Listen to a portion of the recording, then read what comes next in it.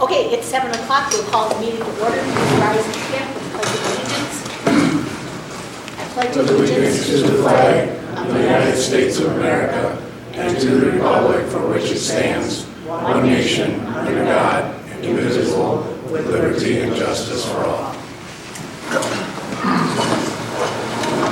The school board will convene in closed session tonight to consider the employment, promotion, compensation, or performance evaluation board of any public employee in which the governmental body has jurisdiction or exercises responsibility under Wisconsin statutes 1928, for a special education aid, Title I reading aid, pit band director, choral director, high school track teacher, assistant coach, high school girls, soccer assistant coach, superintendent self-evaluation, middle school boys basketball coach, maintenance bus repair bus driver, and student discipline. We have a presentation tonight by the art department, so Mr. Ms. Krieger would like to go first, or you go together? Tag team. Tag team. Oh, we've got a plan. Okay.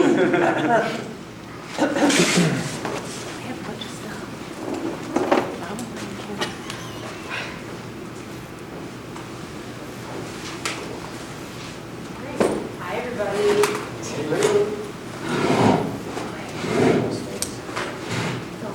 Should I do that? Yeah. Okay, so I greet my classes. I say, hello, my most amazing artist. And then they say, hello, my most amazing art teacher. So hello, my most amazing artist. Hello, I say, how are you today? And they say, ready to create. So how are you today? Ready to create. So that's the greeting that I do for all of my students outside my room. I'm sure Clayton's classes are sick of hearing it. I have to close the door. 30 times a day, but it's fun and gets them pumped up in the right mind space for coming into the room to create art. So I teach 4K through 5th grade, and occasionally I teach some high school classes here and there, but that's my primary focus. So I see 4K and 5K 3 times a week for half an hour each class, and then I see 1st through 5th twice a week for a half an hour as well. So I kind of put together a slideshow with like goals of elementary art and the elements and principles of art that we'll talk about. And then for each grade level, I kind of comprised the main topics we cover, the skills we learn, and the artists that we look at and learn about. So the first time here I have the goals of elementary art. So my first goal as they go through their career as an elementary artist is to gain a foundational understanding of the elements of art and the principles of design and how those function in making good art. The next is learning about art from different cultures, about art history, art movements, and from contemporary artists, which are artists that are living and working today.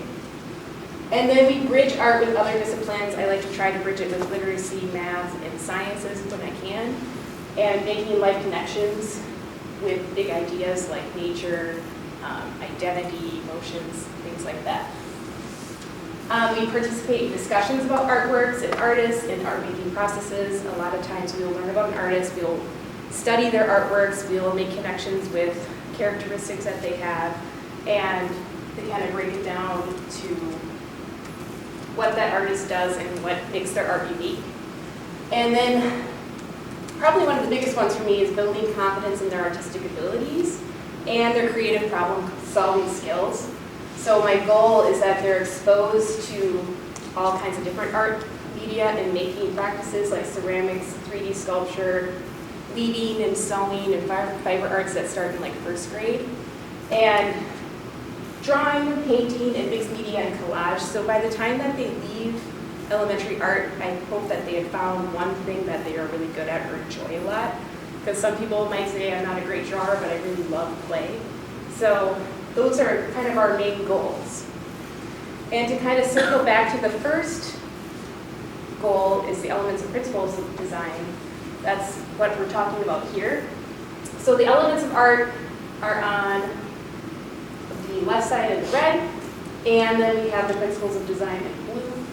So the elements of art I describe as like the building blocks or the foundation that you need to create a really good piece of art. And sometimes it has all of these things, sometimes it only has a few, but they're really concrete and they're easy to understand and connect with. The principles of design, I think, are a little bit more abstract. I describe to the students as the sugar and spice that artists add to their artwork to take it good to great. So you'll see some of these things in artworks sprinkled throughout. So we'll start off with 4-year-old kindergarten. Here are some of the things that we really focus on for the elements and principles. The first one being line. I think that's like the most important. We start off with several line projects, and they make sculptures using paper and lines. And then I have a pet snake in my room. He's stuffed.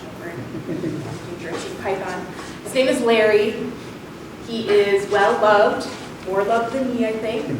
And he teaches them all about line. He has like a little poem that they do. I feel like Maura came in the other day and asked if she could do the Larry the poem with us. Yes. And they make a lot of connections with line. So in this picture here, we do a project with Peter and the Wolf, and that connects with the symphony orchestra piece, Peter the Wolf, the story. And we learn about the different parts of the music, and then we kind of connect our knowledge of line, and we listen to the different parts of the music, and they get to choose a line that would represent each character in symphony orchestra, and they paint different lines. So we're working on our skills using a paintbrush and making connections with art and music. And then after this is done, they go back and we do the same thing again, listening to Peter and the Wolf, and we add color and then attach colors to each of the characters. And then going from there, we learn about primary colors, rainbow order. We learn about shapes and identifications. That's where it comes important to knowing about lines, like a square has 2 vertical lines and 2 horizontal lines. And then we learn about pattern and proportion and sorting by size and texture. Main skills in 4K are really learning how to use the art materials, how to use a paintbrush, how to hold your pencil, how to use scissors and glue. And then I get to see them 3 times a week, which is really kind of fun, because then we get to do a guided drawing every week, and that connects with whatever letter they're learning in their classroom. So we'll talk about the letter, we will write the letter and talk about which lines we need to make the letter, and do the sounding out and all of that, and then we do a guided drawing of something that begins with that letter. So for example, this is kindergarten does this too. There'll be L's for lion, and then we draw a line together, and they can take that home. Kindergarten gets to keep it here, and we do a whole big sketchbook at the end. But that also helps with drawing skills, it helps with their listening skills, their following direction skills, following the group plan. I'm sure you heard Mrs. Retzloff talk about that. So that's pretty much 4K in a nutshell. Big artist that we study is Eric Carle. We read a lot of his books and do a lot of artworks that are inspired by his stories. And that usually starts somewhere in 2nd semester we started doing that. So yeah, we have some pictures of them doing drawings. Here we did some shape sorting from big to small with rectangles. We just finished our shape unit, so outside the hall right now, this is what's hanging up. We made houses, sorting shapes and gluing, and then we learned about semicircles and circles and made polar bears. 5K, a lot of the same. We take color to the next level and we talk about secondary colors, and we mix primary colors together to create secondary colors, and then we cut them up and make collages with them. So we mixed all of these colored papers and then made a pumpkin patch.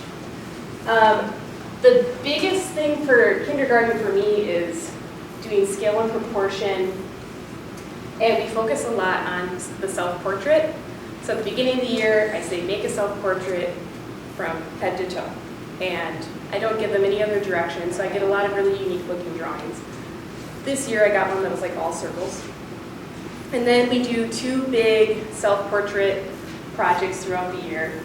And we talk about how you can use basic shapes, and you can break down a figure into basic shapes and then go from there. So we do a full body self-portrait. This one we did snow angels. We learned about drawing our bodies that way. And then another project will focus more on the face. And then at the end of the year, I give them the same prompt to draw a self-portrait. And I take their first self-portrait they made at the beginning and their final one at the end, and we look at them together as a group, and we celebrate all the big gains we make, so it's really fun. We talk a lot about pattern when we get to 5K. And they also do the letter of the week, so that was one of their sketchbooks. I could pass one of them. And we cover a lot of pop artists during 5K. So here are just some examples of things that we've worked on in the past. First grade is where we really get into talking about artists. Big ones that we talk about are the idea of space, and we do talk about overlapping and how things can be in front of each other or behind to show space in your artwork. We start to do more complex mixing of colors, and we talk about balance and proportion again. So I say that we talk a lot about artists. The big ones are Romero Brito, so this is that project. We look a lot at his artwork and we do a lot of discussion on it. We kind of figure out all the characteristics that it has.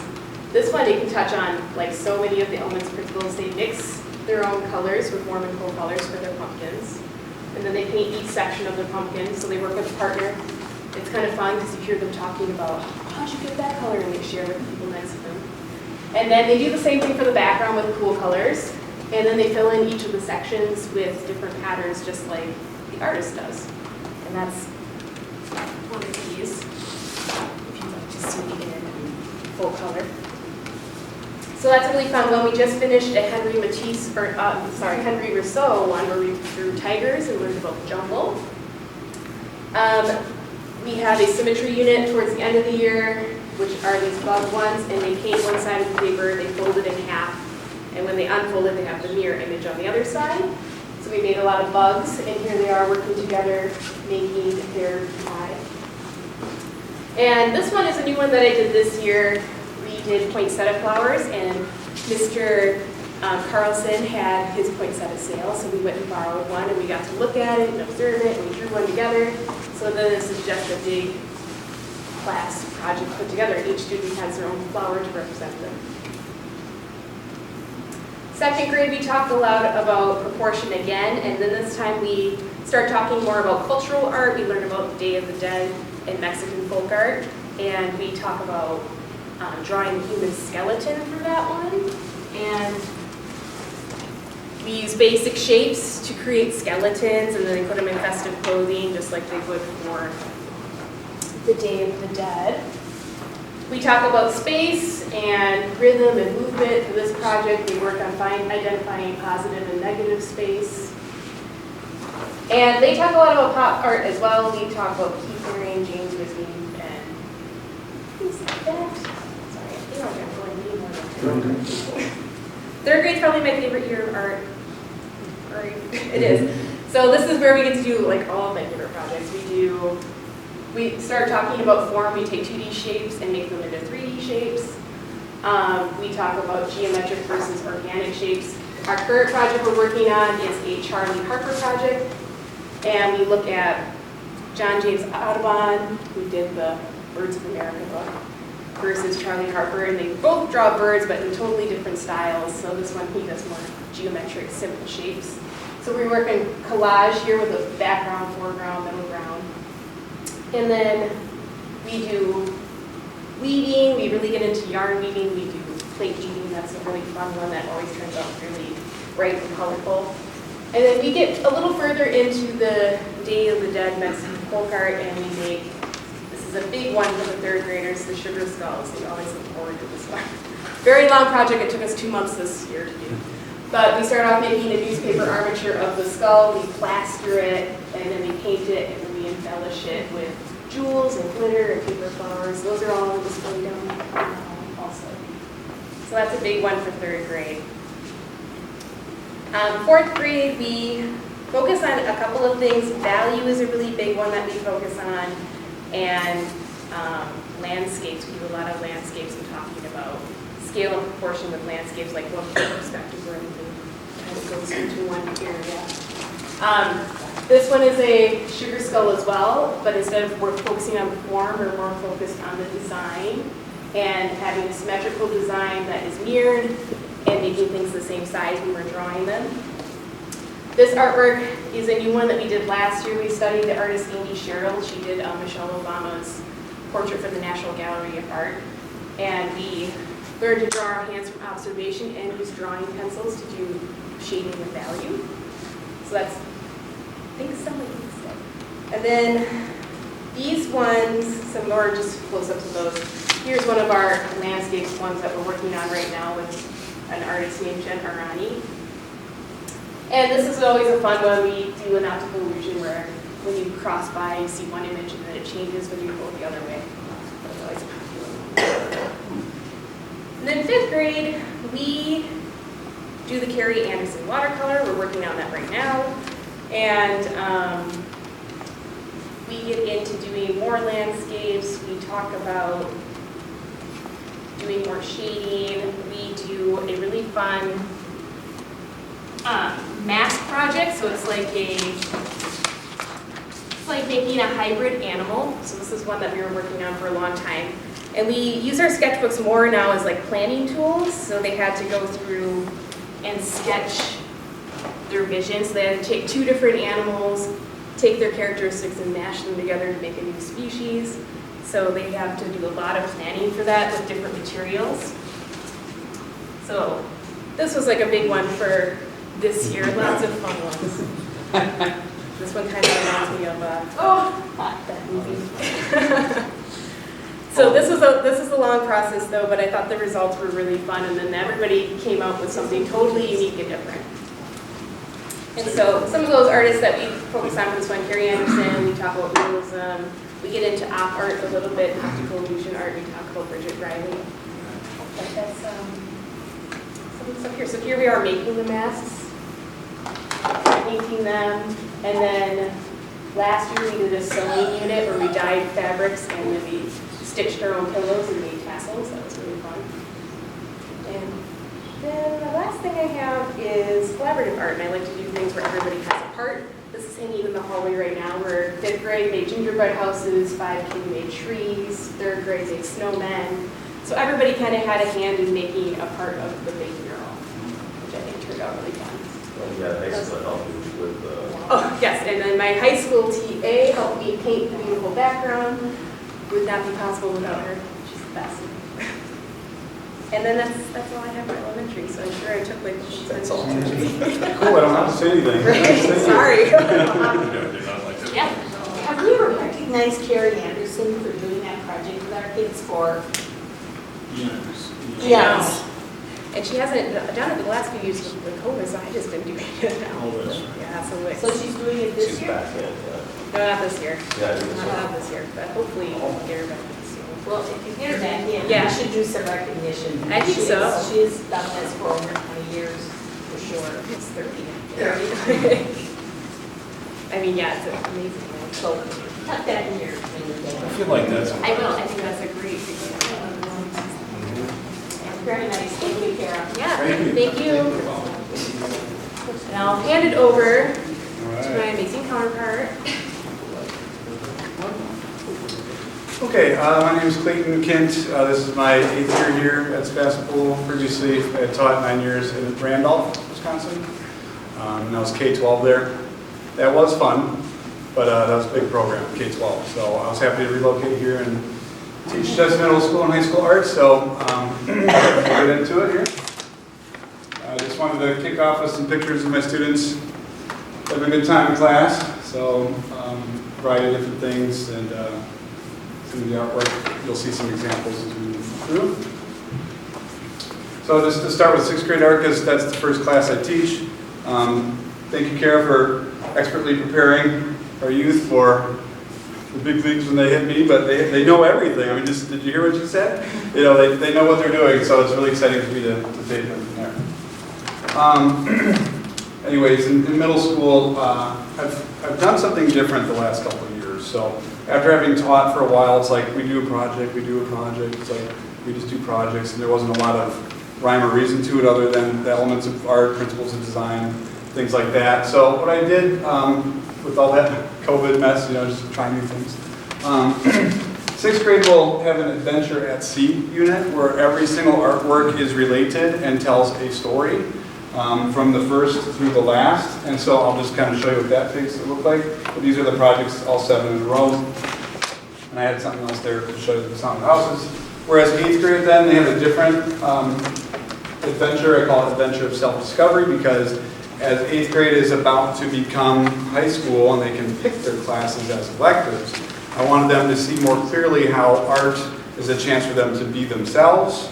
Like they'll come into my class and I have expectations and assignments and things like that, but if they can't relate it to themselves, they're going to miss what I think is the point of art, is, personal expression and, that kind of thing. So anyways, I stole this slide from you, thanks.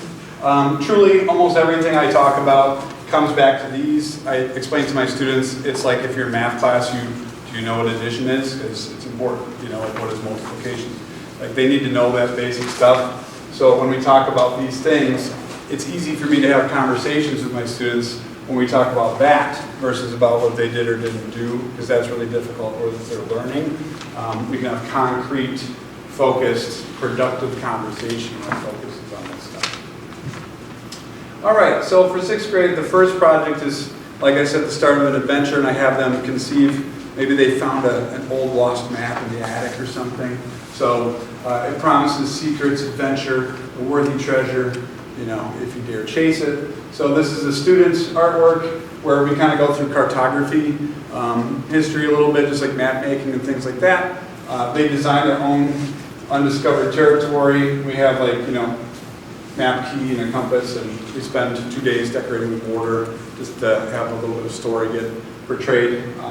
It's so cool, you ask them about their artwork and they'll probably talk for 15 minutes about all the things they put in there.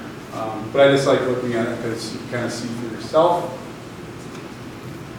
So then this next one kind of, we're still talking about art stuff, right? Like this is about value, shading with a pencil and whatnot, shading with a color pencil, shading with how you mix watercolors, shading with just a black Sharpie, which you can't really shade with that, except you can, because hatching, cross-hatching, and things like that.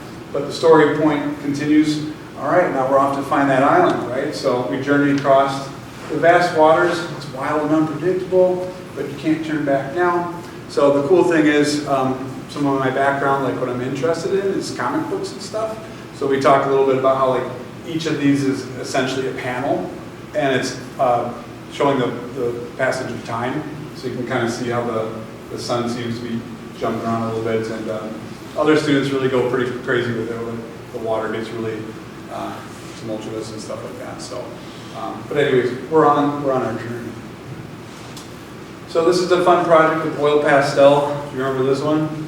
The floors got real dirty, so we took care of it. But anyways, yeah, oil pastel, and you do like this little smudgy thing with some stencils. But now we see land, right? We're on this journey. Could it be? What's next, right? Prepare for the unknown. This is a really, really great example from one of the 6th graders last year. This is there are moments, I will tell you, when I'm like, I know what I'm doing, right? And then you see that, you're like, oh, how could that be better than me? It's like, they're 6th grade, what are they doing? It's so amazing. I'm proud of them, Okay, this one's called Creative Creatures. What is that in the unknown landscape? You can't believe your eyes. It's a creature like you've never seen before. This is kind of different because each student gets a long piece of paper and they fold it into thirds. And they tuck it so that they're only looking at the front. And each student draws the head of the animal. And they have to keep the other part kind of secret, because then they'll pass it on to the next person. And then they draw the middle of any animal they want. And then they hide that and they pass it on to a third student. And then they draw the tail of that animal. So I feel good as a teacher when this gets accomplished, because there's a lot of direction, and so they don't turn it upside down or draw the wrong thing in the wrong section, and it's all got to line up. So I'll admit I cheated in this slide because I drew that. But I did work with Mrs. Stencil, to the middle, and then last year Andy Katrina, in the front office. I'm like, you guys got a couple minutes? They came in, they followed my directions. I made this example over summer when there were no students in the building. So. Okay, this is pretty wild, but with the story kind of around this island, we can't find the treasure map. It's like maybe the treasure will come to you in a dream or something. So what you're looking at here is an abstract artwork, and we spray a piece of paper with water and put tissue paper on it, and then the tissue paper kind of bleeds the color out, very random. So we have to look at it much like you would look at a cloud, and I kind of see, see animals in the clouds and stuff. And so this is a student example where they just started using negative spaces and positive shapes and trace around with Sharpies. This is very much like a Juan Moreau artwork, if anybody knows Juan Moreau, but surrealism based. So, we hope the answer comes to you in a dream. Now, I don't tell them this, but they have to pick one thing from in here to lead into this next part. They do a block print with styrofoam, focusing on one object from the dream. It's like the key thing that helps them know where the treasure is. And so this student focused on like the snake, like I have to follow the snake through the woods, it'll lead me the treasure. And that's all written right there. So we have a writing component where all the different things that students have been thinking about during this whole unit comes out in their own words. And so we have the elephant, that's the basis of that particular story. It's really cool, and I know I teach art, but I like when the writing is involved because you can really hear so clearly what they're thinking. In art you can kind of see it, you can apply your own meaning to it, but that's cool. And then the last thing we do is we make a treasure chest out of clay. It's kind of like you found the treasure, you know what I mean? So then they can put things in there and stuff like that. I know that doesn't look like a treasure box, but I'm pretty open to their ideas because I don't want to pigeonhole them all the time into exactly the same thing. So. All right, so that's kind of cool. That's new for me this year. And then one bonus thing, I take and put the story aside, and then we do haunted houses in the month of October. I love this assignment. I will unapologetically do this every year in my career. The coolest thing about it, if you want to know the truth, they can do a really bad job and it still looks good, So the expectations are wide open, and this young lady is actually Lauren Gaida, and then she pulled off something amazing. So it's really fun. These are on display in the elementary library for quite a while. And there they all are all working. So it's good times. It's kind of what it's all about. Okay, as we get into 8th grade, I'm going to pass something around for you. The older I get, right, I'm turning into that art teacher. Where's my pencil? Oh my God, the handouts, I had them, where are they? I hate that. So I put this together, and this is 17 years of theory and practice. This is every single thing I want the students to have for the whole unit. So it's got little practice activities that look like coloring sheets. They're just one-day activities to help reinforce the elements and principles of design. It's got the grading rubric, and the grading rubric is broken down into daily goals. So they can read, if they're missed a day, they can go back and read what yesterday's goal was. And then the boxes in the rubric let them know, what you really should be doing to try and do your best work versus if you missed a few things, I would circle lower. All the points and stuff add up. It's a really good communication tool. But yeah, when we get to the dollar bill unit, you'll see in just a second. I provided some really key stuff in here. For instance, proportions of the human face for when we're trying to draw the dollar bill, some hairstyles and things like that for the characters they want to put in there, and handouts of what George Washington's hatching, cross-hatching looks like with the practice nearby, and I lead them through that. So anyways, you don't have to look at every page or something, but it's all there. The students get this? They do.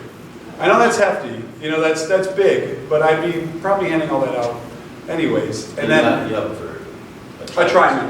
8th grade is a trimester. Yeah, and I think that the students really won't lose their stuff as often because it's a pretty substantial thing versus just a floaty piece. Who does the actual publishing?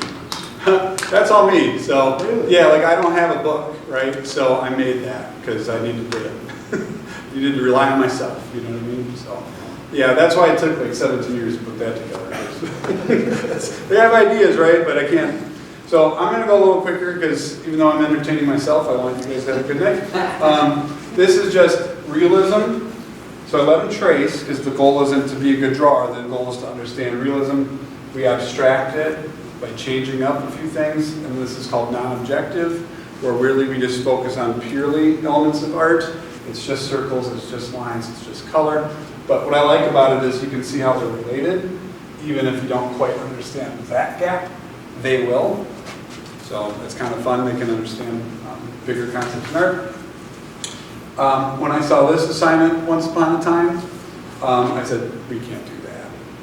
but then I threw it at them anyways, and they pulled it off beautifully. So this is just some paper folding and gluing, 20 sides. I asked them to decorate 10 sides with things that they care about. So they like basketball, they like video games, they like outdoors. It's pretty cool. So I have them reflecting on who they are in a multi-dimensional sense.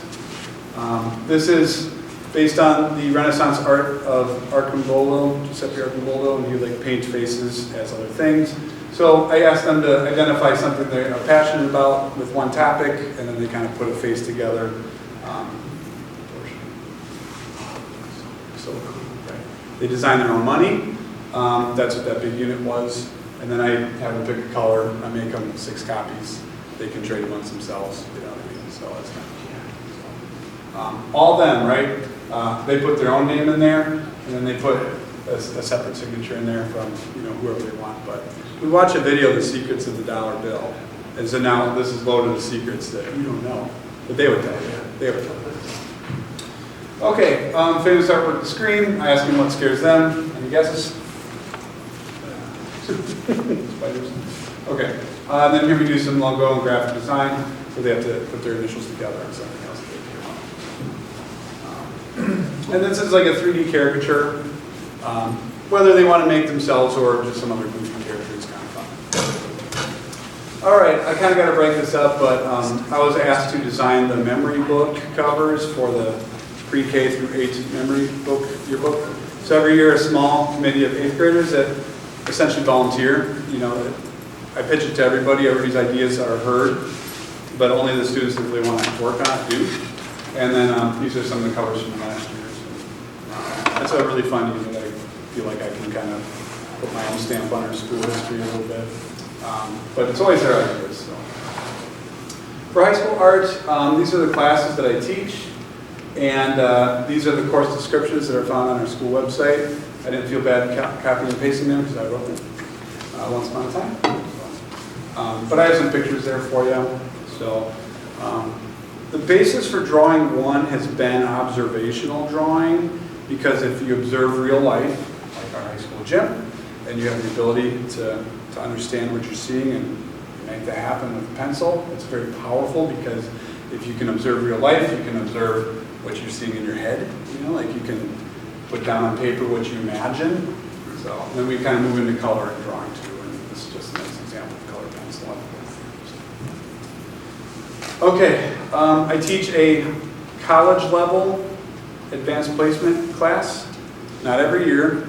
There's some qualifications. It's a big commitment. I've actually talked in depth with students in the past about what it's going to take to succeed, and I've had people say, I don't think that's classes for me, and I say, I'm ready to talk when you're ready. They don't want to jump in. It's hard. I don't know if you guys know AP is really, really hard. So those that do follow through find it really challenging yet rewarding. This student's work went on to UW-Milwaukee, Mackenzie Ellison. She painted that tree mural on the wall over there. So anyways, this is some of her work. I don't think she's ever this stressed at school, but you can kind of see how things come out. And AP really does encourage students to kind of like understand their own creative processes. A sketch of confinement or imprisonment, a student posed for a photo to get it right. It started to develop like that, So it's kind of cool, like concepts you come up with become reality. And these are just 2 examples from another student that I had taught last year that scored a 4 out of 5. So there's a 3 is passing, 4 is very good. So. Okay, for painting basics, so these are nice colorful examples. I know it's big, but that's like a yummy dessert there. If you can't see it, it's too close. Okay. The ceramics 1 and 2. We start ceramics 1 with some basic building techniques. Very open, give you more specifics. Anytime you guys want more specifics, let me know. But then this is more advanced for ceramics 2. It's a teapot. And if anybody's familiar with ceramics, the teapot's like this classic thing that all ceramists aspire to, trying to put their own stamp on what a teapot is. Because the basics are simple. It's like the body, spout, handle, the foot. So what can you do with that? It's a challenge, you know what I mean? So that was pretty fun. There's a hat that's kind of sitting over there. I couldn't fit it in the picture. 3D sculpture. These are on display recently. Funko Pops. It's kind of like a modern collectible, but we sculpt our own. That's fun, isn't it? Kara taught sculpture for, I think, 5 years or 4 years. Yeah. So she kind of innovated a lot of that. So this is ceramics again, but sculpting. And do you want to talk about the 2 classes that? Oh yeah, so arts and crafts is one of the classes that I teach, and so I basically kind of base this around traveling to different countries and studying the traditional folk art of that country, and we'll look at what they do for that craft. And then I always like to connect it with a contemporary artist that's working today, so that they can make connections with what you can do with this craft and how contemporary artists are taking an old craft and modernizing it for today's world. So in some of these we do collage. This is a basket that you wrap with rope to create different forms, and yarn. Oh, it's rope wrapped with yarn to create different forms. We studied a Russian artist that does paper quillies. This is the art taking really thin, like 1/4 of an inch thickness paper, rolling it up, and then bending it into different shapes to create an image and gluing it down onto a paper. So this is a really kind of fun and detailed one for some of the kids that I taught, like, what was it, 2 years ago now, because I didn't teach it this year. So that's basically crafts, is taking a trip around the world, looking at different folk art traditions and how you can translate it today. And then the next one is a class that I came up with, and I taught it for the first time last year, first semester. So I've only taught this class once, so I don't have a ton of pictures. I was also pregnant and forgot to take a lot of pictures. So this one is really like my bread and butter. When I went to college, I focused primarily in fiber arts and textile arts, and that is the artwork that I prefer to do on my own. So I decided to make a class about the thing I love to do, and I love to do this in elementary, so why not do it in high school as well? So it's basically weaving techniques, sewing techniques, basket weaving, needle felting, all kinds of things. So we explore everything fibers and textiles, and including like macrame and things like that. So these are needle felted projects where they had to create a landscape, and basically you take like colored wool and a really sharp barbed needle and you stab it. It's really good stress reliever. You're angry at the end of the day, just stab something 1,000 times. But what happens is that the wool will combine together and you can create really beautiful painted pictures using fibers. And this is also a technique that we explore not only in the 2D, but you can create 3D sculpted things with the same techniques. I also taught community courses doing these things for the community. And then this one was one of our seniors last year. We did weaving techniques, so they learned a bunch of different types of ways to weave, and they got to kind of pick their subject of weaving. It could have been abstract, it could have been more realistic. This person chose to do a landscape with grass at the bottom and mountains and a sunset, and it turned out really good. We also did embroidery and basket weaving, which is fun, showing on here. Those are my 2. Okay, kind of an unusual class that I innovated myself. It's called Learn to Be Creative. I would often find myself in my art classes kind of saying, well, what do you guys want to do? You know, I don't know. And then the students are so great here. Like, they're willing to do whatever you ask them to do, and they're going to do a good job. But yeah, sometimes art is just so open-ended. It's like, you know, like seriously, what do you want to paint? Because you know how to do it now. I don't know. So this class is called Learn to Be Creative, and really it's not art. It's just ideas, and we do a lot of different things in there. We made an escape room. If anyone's played an escape room before, but we set this up to look like a birthday party with a very creepy clown. If you don't solve the mystery in 15 minutes, he's going to get you. So that was kind of fun. We made our own board game. We got to conceptualize what that would be. We would play it. And then I'll pass these around. Choose your own adventure book. Very creative, because what do you want to write? There's different choices the reader can proceed through. Each student was asked to write essentially 5 paragraphs, right? From the first page, second, third, fourth, fifth. And they each turned into 60-page books with 30 endings. You know, it's so cool. We started as a group to write the first chapter, and then they split into halves of the room to write the second chapters. And then they split into smaller groups till they wrote their own good ending and a bad ending, you know. So that's super fun. I'm very proud of that. And then this is kind of new to me when our previous tech ed person left and the new building opened up. Our new tech guy is very busy, so now I'm teaching this class. But this picture was taken on Monday, and we're making our own t-shirts. So Alex designed this in Adobe Illustrator, and he made several shirts. And if you guys have been seeing me wearing some really goofy shirts lately, I want my own. So they've been making shirts, I've been wearing shirts, you know, so it's been really fun. And then I have not taught this class yet, but computer graphics. Okay, and then we were discussing, we're so happy and proud to share with you what we do. So we focus on what happens in the classroom, but Kara does a lot of extra stuff around here. Some of it's because it's school hour required, some of it goes above and beyond what we are asked to do, but it's stuff we care about. I really feel like we're artists as much as we are teachers, and so I'm really happy to share all that with you. Okay, lastly, I didn't type it up there, but I do want to say thank you, Kara, for being a wonderful counterpart teacher. We were both hired at the same time. It's just interesting. We had two great outgoing teachers, you know, and we were kind of wondering what was going to happen and who am I going to work with, and it's been great since day one, and I really feel like she built them, and I help them out from there, and it's been a good 8 years, I guess. Yeah, it's good partnership. It's crazy. So, and thank you all for inviting us in here to share, and do you have questions? Thank you. Yeah. Thank you. I would bet all of us say they're not good artists, and this is why, because we have this background. I still have the box from my kids. Oh, yeah.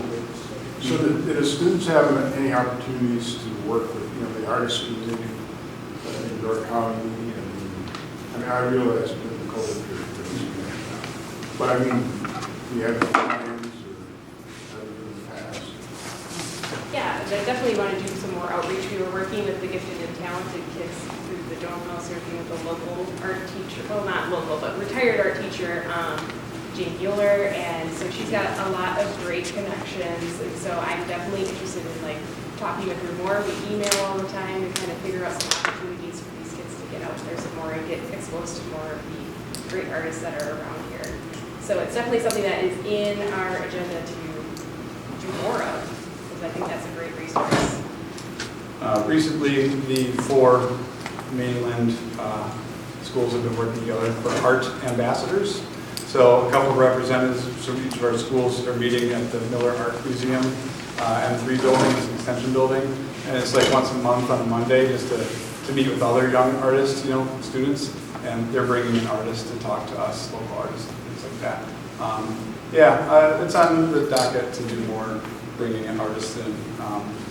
But the year is still busy. I don't know how you guys feel, but I just feel like I'm sad there's only 15 days left in the semester. You know what I mean? It's just like it's really hard to cram in everything we want to do, but you're absolutely right. That's something that's a goal of ours. So. Thank you very much. It's a great All right. presentation. Additionally, one more thing that I told Mr. Hiltz I would talk about is that we're planning a fine arts night in the future, March 30th. And so that's in the work right now. It's hopefully going to be a big celebration of all of the artists, all of the student artists in our school, as well as musicians and drama, and trying to incorporate all of the great things that we do for the arts at the school. So more to come on that. Okay. Yeah. Thank you. Great. Thank you guys. Excellent. I can prove that I'm an artist because in 5th grade, I actually got an F one semester. Oh my gosh. Okay. That's pretty bad, isn't it? I'm working My guess is you didn't turn it in. That's the only way I give out. So. That's what happened. They Yeah. turned in the US map. Okay.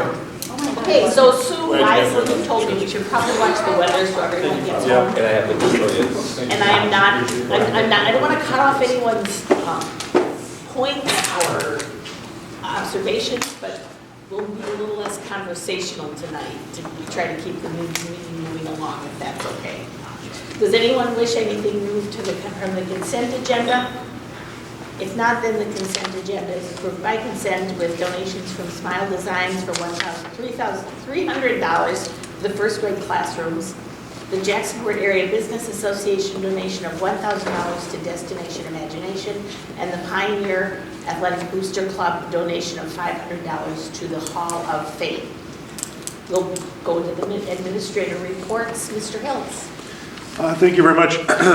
Just a couple of things to highlight. The first one is the food drive. I had the pleasure of being able to take the food out to the different families from the elementary side of things. I know that Mr. Schaefer took things out with Mrs. Malcor today to the older students' families.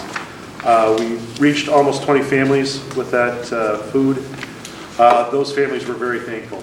There were a number of families we left the food behind because there wasn't somebody to answer the door, and we just wanted to make a phone call so they knew that it was there to pick up when they got home in case it was at a door that they didn't normally use. And the families were all very, very thankful, so we really appreciate what we've done for them.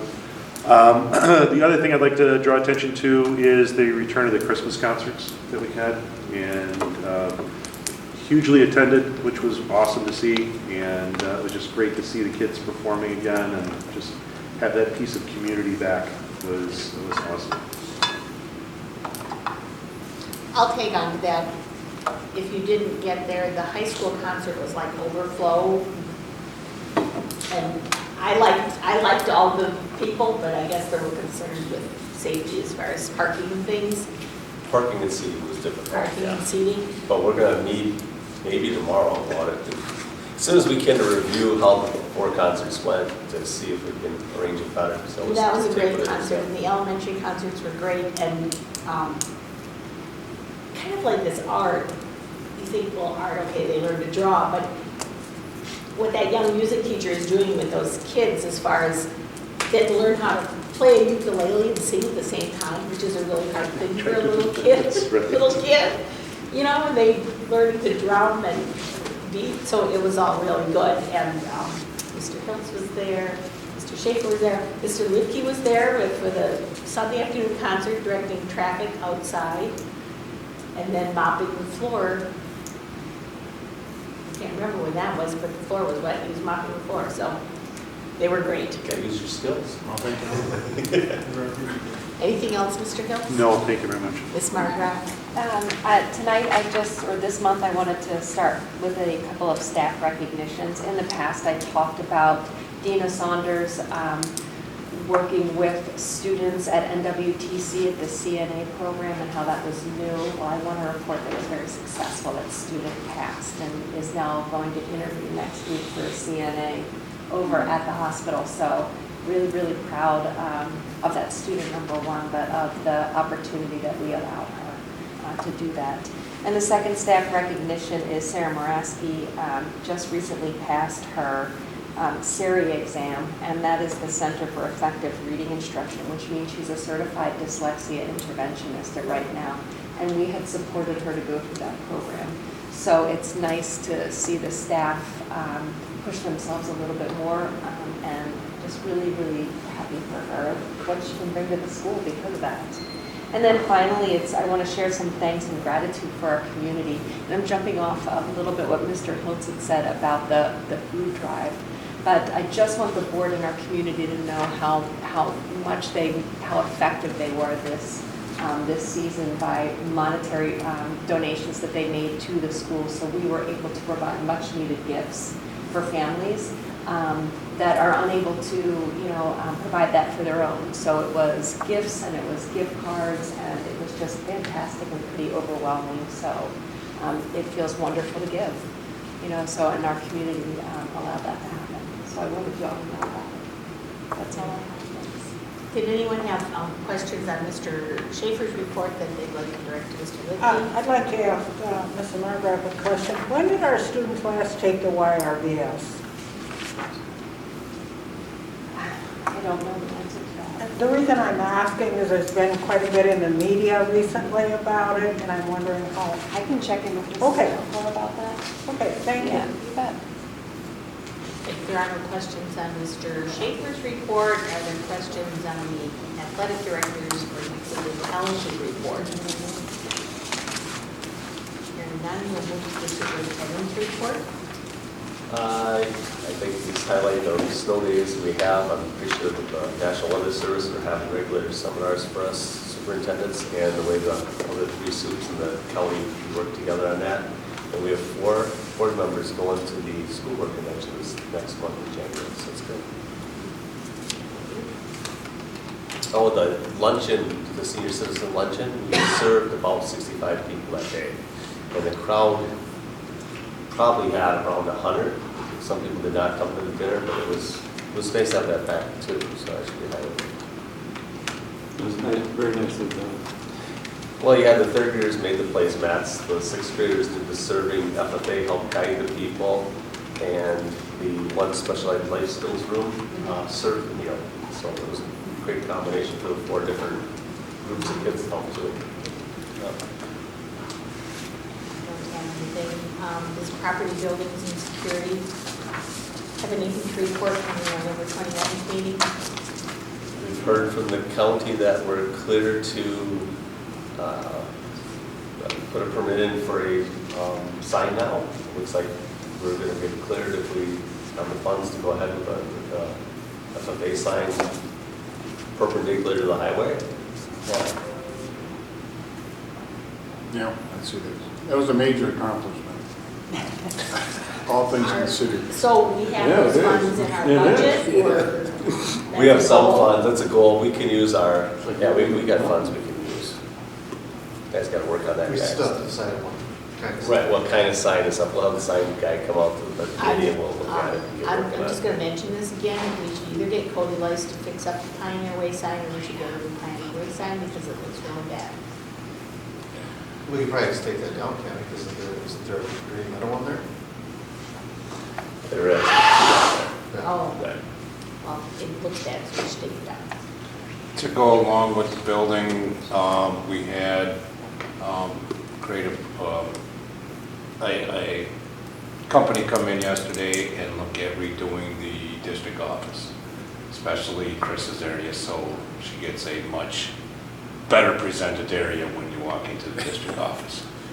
We had a company. It's old and outdated and it needs to be We had a redone. company in May come out and say, yeah, like, give us a design, and they come do it over Christmas break, and we've never seen the design. It's not so much old and outdated, it's that front area for the secretary, if you've been in there, she has no room on, she's got a lot of paper she uses to spread It's out. not functional, It's not and she functional. has no cabinets to hide her binders and stuff that you normally put in a cabinet. It's not designed for her, it's designed for the old way it was. I would just add, related to building stuff, the way I interpret, I think it's great that our parking lots are bursting. That means our community is coming into our school, but I think that rolls into our long-term strategic planning of building and grounds, that, this is a data point, and if we continue to have that, which to me is a great thing for a public school, that the community fills up their parking areas, that then long-term, though, we can start planning into strategically how do we improve that. So I just wanted to tie that in, no action right now, but that's a great thing. Right. But that also, it's a great thing that we probably need to plan for, if it stays that way. If this was a one-off, couple awesome events, but if we see it more often, I think it would be good. And introducing the community that there's a reason for this, whatever that future turns into for And the board and the community should know that on Monday, Tuesday, the staff all parked over at the church. The church is great partners, we parked over there and shuttled people before school and after school to allow the community to park in our parking lot for those daytime Yeah, concerts. and it was 17 degrees. Some walk, yeah. I saw some staff walking, I felt bad, but Yeah. Well, they could have waited. that was their by I saw your choice. shuttles going. Yeah, we ran the shuttles. We got it was all right for 2 We got a days. robust staff and all that. Okay, Yeah. we're gonna move on, Sorry. we're gonna keep going. Same. Anything from the athletic committee, other than those items that we have on the agenda? No? Okay. Do you have anything on the budget you wish to report? Yes, you have the audit. The auditors should be, they couldn't make it today because it was too close to Christmas. I just want to point out on the insert on page 2, you'll see as of June 30th, 2022, the ending unassigned fund balance of $5,168,189, which is represents 49.44% of our expenditures. So that's a solid fund balance because if you turn to page 7, about almost at the bottom it says reasonable unassigned fund balance percentage 20 to 25%. What page are you on? No. This page, Insert. this insert? And the insert part. There's 2 inserts. The larger of the 2 inserts. One that looks like, one that has that letter in front. And the page under. Okay, we go to page 2, it'll talk about the fund balance being at 49.44% at June 30th. It's one paragraph. Okay, and then if you go to page 7, the first paragraph after the upper set of numbers will talk about the $5.1 million fund balance, and then lower down it will talk about the reasonable unassigned fund balance percentage of 20 to 25% of $2,090,630 to the range topping out at $2,613,288. So our fund balance is healthy, even with the money we moved around in June to get to this. And the auditor will be here next month. We haven't arranged it yet because we don't know the date of next month's board meeting yet. Facilities. So we should bring these back. Yeah, bring this If back you would, next yeah, month. when they come. Right. Facilities, right now in the building, they're changing out the air handler. We started that in the high school gym. So we got an air handler over Christmas break. That's the major project right now. Anything on the field? The field, sealing doors, they're trying to get those in as soon as possible. It's supposed to be this week.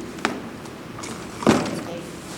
On the board goals, Mr. Schaefer sent out that red and white Pioneer Pride.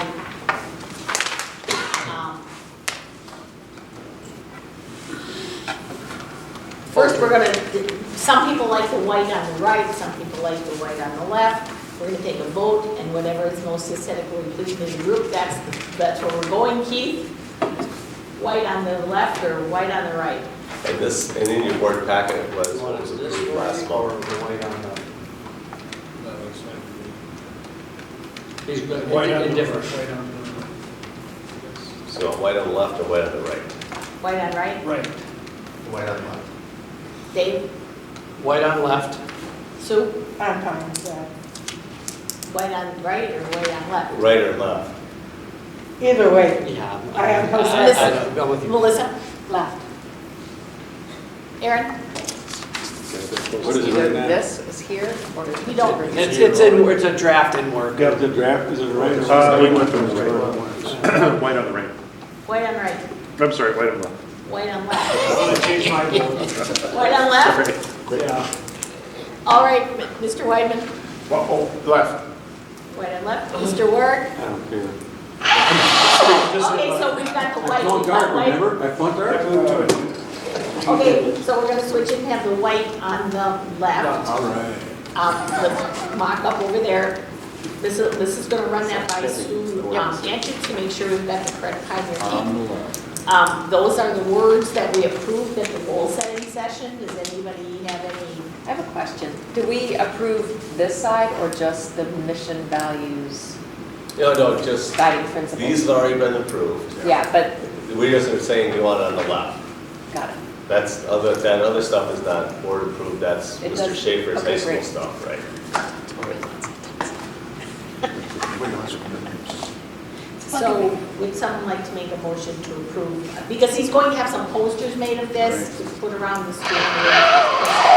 Somebody like to approve that I'll make a format? motion to approve the poster that Mr. Schaefer presented with the changes to having the white on the left side.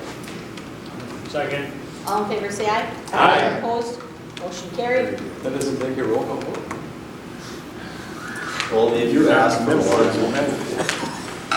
Only if you ask her one. Probably next year we'll have some big stuff to talk about legislatively, the budget, but doesn't seem to be anything right now, I guess. There's a start now at college application list. We have Someone like to we have comment three on students taking 4 courses, and board needs to approve those because the classes that we don't offer here. And basically, it's a formality, we have no choice. Move to approve the list of courses presented. Second.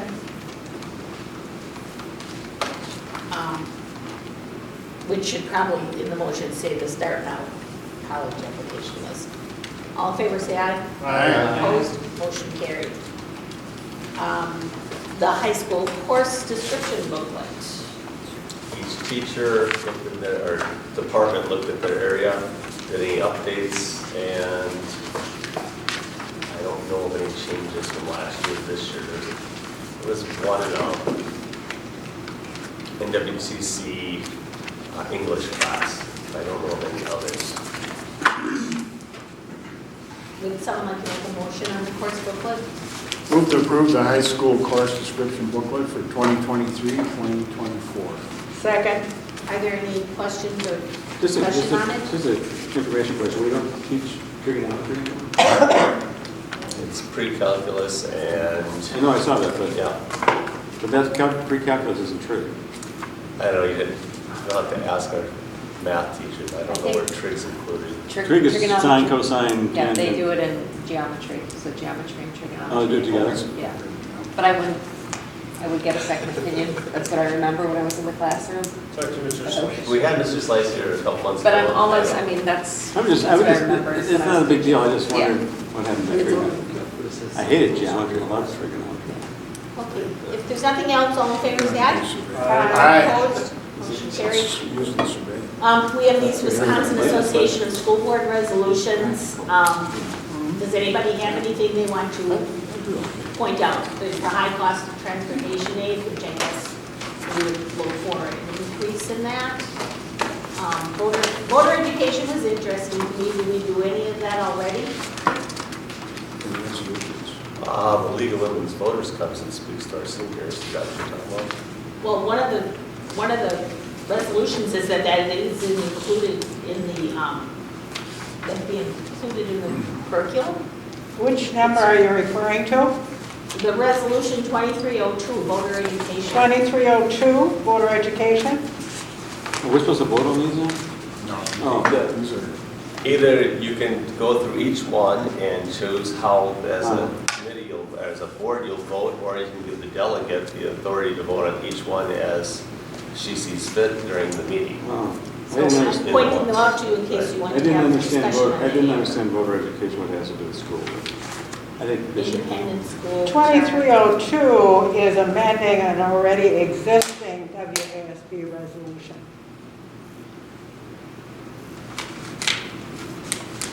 What is it changing, I think is the question. Then why is it in there?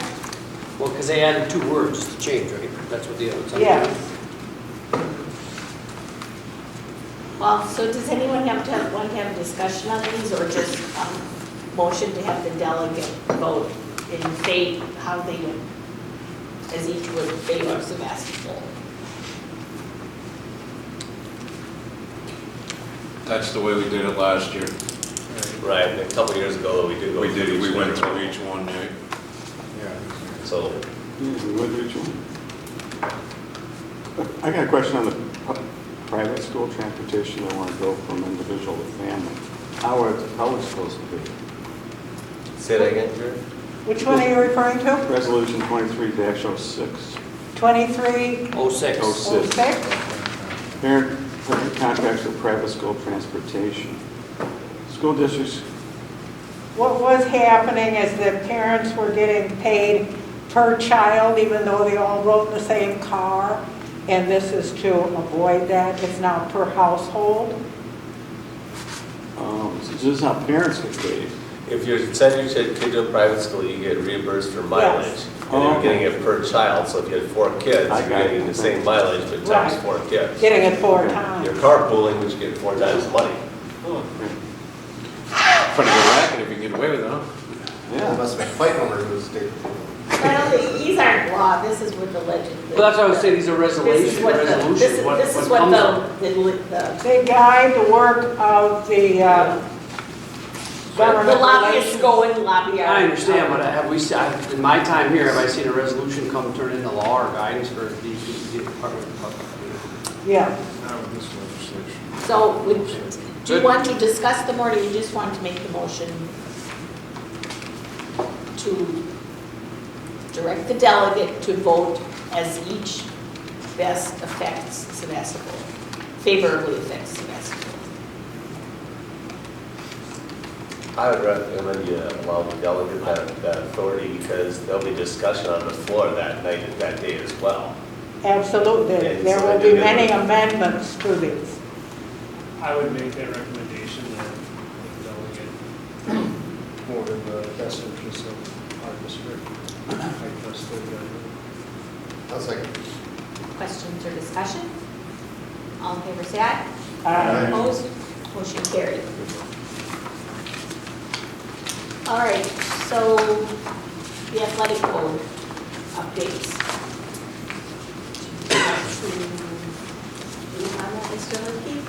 Well, I wasn't at the athletic committee, so the athletic committee can brief on it. Ah, I will okay. say the first one about the athletic school-sponsored activity limitations dash alcohol.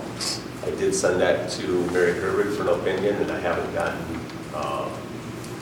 her write-up on it or her opinion on it yet. So that's sitting there, so I would say hold off on that one, but the other ones I'll let the athletic committee address.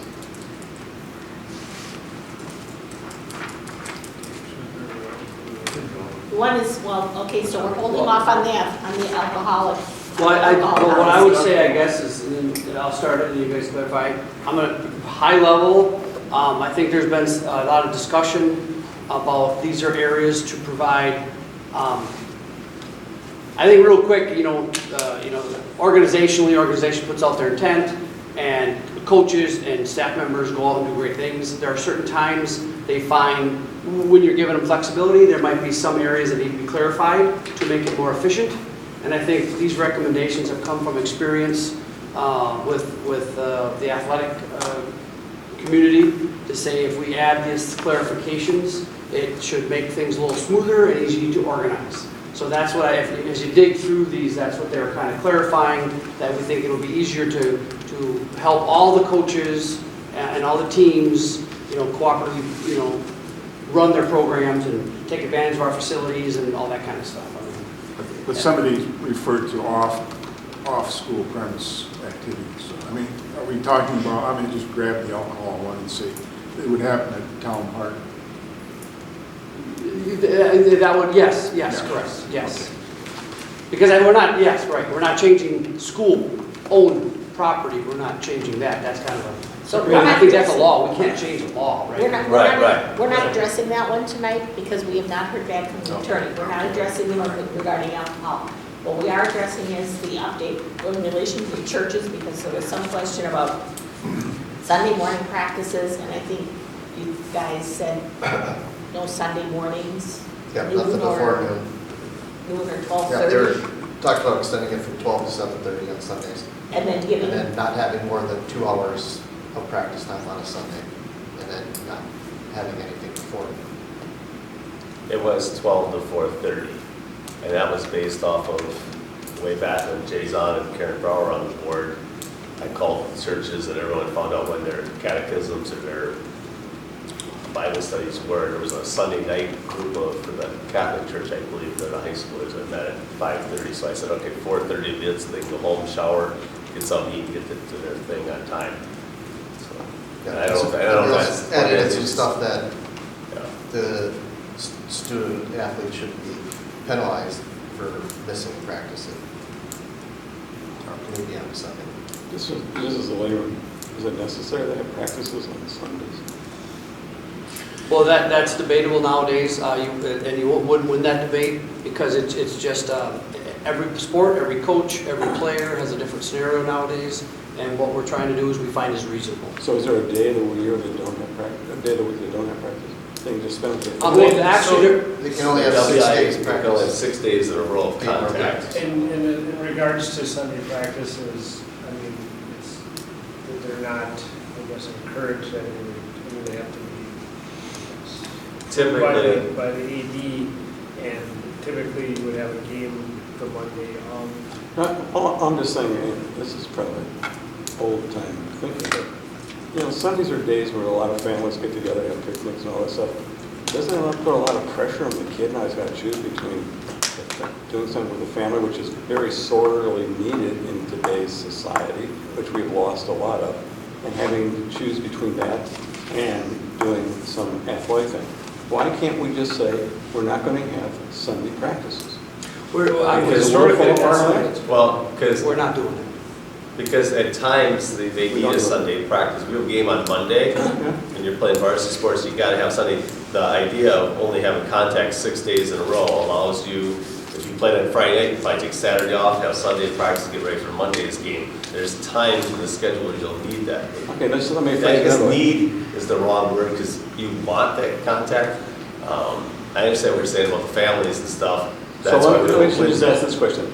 So let's say a family is having a reunion that they have once every year, and it's on a Sunday afternoon. And the kid goes to the coach and say, I can't come to practice because my family's having a reunion. Yeah. What's the response from the coach? The coach will say, okay, He go to runs your his team however he reunion. wants. And then, The coach will run his, the coach individually will manage that. I mean, okay, but does the kid get any negative ramifications? well, that's hard to measure How do you because It's in the code that there should be. there shouldn't be, but if you miss something at practice, if you don't know how to run the offense, you can't play at Monday's game. If you have That's the a regional, difficult. sectional competition or something, football game or volleyball or basketball or whatever, baseball, and you need to prepare and you're not going to be there, I don't think you're going to be penalized, whatever, but you may not play. I mean, You may not, or or start. you will not play. Well, I mean, Jerry, you're game planning for, Okay. I'm just saying, I just find it hard, difficult if the kid makes one practice, his whole game for preparation for tomorrow's game is in jeopardy. He should be free. No one stated that. nobody Nobody has stated that. Say what? What you're implying right now. I thought you just said he won't play. No, I'm saying that it's up that to is the- not implied stated anywhere. Okay. What we're trusting is our coaches will make an assessment of that individual player. Right. And if it's an organized sport where timing is critical, it may affect your playing time.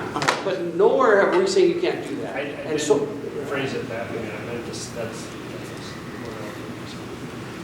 It's hard to measure, especially in a team sport. Individual sport, yeah, they're out there or they're not. They're running in their lane or they've got their matches for wrestling. In a team sport, it's hard because does he know the offense? Does he know the play? I don't know. Because he didn't go on Sunday, the other kids practice and he did today. Others pass him up. Could be. It's a judgment call, but we don't say what's held against you for going. And we try and keep the in-season ones to be Sunday only if you have a game on Monday. Some of the other coaches, when they have their contact days out of season, use that Sunday window for that as well. Soccer will start in a few months, volleyball will, that they're out of season, and we try and respect the sport that's in season, and sometimes it just comes down to the coaches getting along with each other. I haven't heard, in my time, I haven't heard a lot of complaints about unreasonable amounts of practice or someone being penalized for not being at a practice. I have heard some complaints about Sunday morning. So you've cut out Sunday morning and we did have a long discussion, by the way, about something you recommended here. But at the end of the day, the reading of our community and what's all going on and how we're trying to balance that, that's how we ended up with this. I mean, so it was brought up before. Just hope Grandpa doesn't have a funeral on Sunday. Well, I think that a family and even a coach would recognize something like that. so then if we're not looking at the alcoholic policy, we don't have an athletic code to approve. We could talk about it. We can talk about it, but we don't have to approve. We're just not approving the athletic, Right, or the alcohol. but we do have the Sunday, we do have the update to the policy 9560. Would you want them to give us, with what they wrote about the alcohol limitations, the spirit of the discussion? My only point is, if someone had a question on it, they could have a question, the only thing I would say is the outstanding action was to get a legal review of it. And the group said, hey, let's get a legal review of this, make sure we're doing the right thing, I think, right? So what's the spirit of what we have in front of us? Say So- that so people know what that is. So the spirit, well, here's, what I believe is, okay, it's another thing, I believe, this is my words, is I recognize the community that I am integrated and part of. And in Door County, there is a lot of festivals and activities that go on where there's alcohol involved, like all over the place. We are not going to change that. So my one input and other people's in a different way was, let's allow the kids to take advantage and raise some money for their programs. And then, so we wanted to navigate that, or come up with some structure that people thought was reasonable to allow them to help out, you know, and a good example is, my parents have been actively involved. I've been going to church picnics and helping out at church picnics my entire life, and there's always alcohol there, right? Especially if it's a Catholic. Right, and I am Catholic, right? But that was the flavor of it is, now, and then if you dive into it, you know, kids aren't serving alcohol and stuff like that. I mean, there's some restrictions that kind of say, hey, if some group needs a bunch of people to clean up stuff or move stuff around, or, you know, kids, things that they can do, and then, you know, the parents could be involved with that. So we're just kind of given an opportunity to see how that goes. I mean, because there's been some discussion in the past, we completely eliminated it. So I think the the gist of this intention is, let's give them some opportunity and see what happens. I think obviously if it gets out of hand, we'll revisit it rather quickly, but that's we're trusting that it may be not. Then we went from not having anything to eliminating it to a year. And per an organization. Because we talked about, you know, as far as community influence from a school, can we change our community to not having alcoholic events anymore? I didn't think that's a realistic expectation. So, I mean, we did talk about how the school influences the community, but can you really change that? So Since you guys are my sponsors, just give me an example of what would be Talk about the Fish Creek games. What do you get? Never been there. Well, I've been there and helped out a lot of times. I think that's a little bit different. I think, What's a good example? Well, Fish Creek Winter Games, I mean, the Booster Club does that. The kids run the games on the ice. I mean, there's alcohol being served at the event. I mean, But then would the- drinking, but they're removed from the alcohol being served. They're manning, They're throwing There's bike tosses, separation and between alcohol with the they're kids. bowling on the ice, and the kids run all these events. And so then the Booster Club, with all the support of parents and the athletes, from the Booster Club organizations and the sports, they get money from this organization. So right now, the Booster Club can't do an event with an organization that has alcohol at the event. No, Booster Club can. they do that. That was an example of an event that The kids are present where there's alcohol, but there's a barrier. But the The Booster alcohol Club is is in a not certain area. a school. Right. So what they're saying is the basketball team can't go work that event by themselves because there's alcohol being served. Let's say the Booster basketball Club, team wanted to have a golf outing, right. okay? And there's a beer cart involved, and the adults are partaking in the golf outing. They're the ones drinking the alcohol, but it's benefiting a high school sport. Is that? What, in the past, that would not be allowed. What we're saying is that kids are not serving the alcohol, they're not removed from it. Because the fundraising event has alcohol, which the It fundraising could. benefits the kids. It could be. I mean, they could be one of the recipients of the money raised at this event. Well, and in the past, we've actually looked at, and informally, organizations that do fundraising, and you talk to Bonduel and Keel, and they will tell you straight up, if they're doing a fundraising event for kids somewhere, and they don't have beer involved, they raise some money. If they have beer involved, informally, you'll double your money you're making. Because our communities will go out and buy a few beverages that... It's the Wisconsin College. Thank you. And that's kind of what we're saying is, it seemed reasonable, and we had lots of discussions, and it does seem reasonable at this point. And we're keeping the kids kind of guarded from it. So. In Ohio, we just had bathtub gym. I mean, I guess another example would be like the golf outing would be like the Tavern League has their golf outing. and they ask for sponsors to come sit at a hole and sell 50-50 tickets or hole-in-one contest or something. And then those organizations that do that, they get $400 or $500 just for sitting there selling 50-50 tickets. And now the baseball team can go there and sit there, or they get their $500 just for sitting there for And they have the Door County Tavern, like, had some raising event. The proceeds are going to go to all of the athletic programs of all the high schools in Door County. The high schools will take the checks, won't they? Say that again? I said that. Yes, the Yes. answer would be yes. That's right. He said it, well, I don't know. At the end of your consent agenda, you'd accept it, right? You should read these more closely for next meeting, because I think we really have two separate things here. We have the football team, the basketball team, the volleyball team, those fundraising groups. Those fundraising groups are with the school. When they submit a fundraising proposal, they have to say what they're gonna use the money for, right? Correct. And they can't create a large balance in their fund balance. They can't create a large balance in their fund balance. The other part of this is school closely affiliated groups such as the Booster Club and the Mighty Pioneers, and that's the second part of that policy. So we'll get the attorney's opinion next time, but maybe everybody can kind of take a closer look at that for next time around. And I lost my place on the agenda now, so we're not looking at that, but we do need to approve. Business, yeah.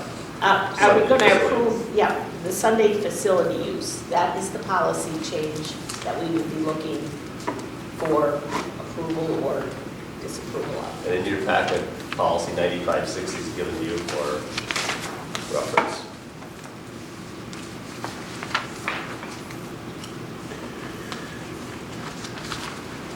And that's what we have talked about that. So I move to approve the Sunday facility use. Revision. Thank you. That's all. Listen word. I'll second. Are there further questions or discussion on the Sunday facility use policy change? Hearing none, all in favor say aye. Aye. Opposed? Motion carried. Then we'll move on to the retirements and resignations. So we'll take those one at a time with a motion, second, and then any discussion. So would somebody like to start? Move to approve the retirement of Peggy Bagnall, maintenance, January of 2024. Second. Questions or discussion?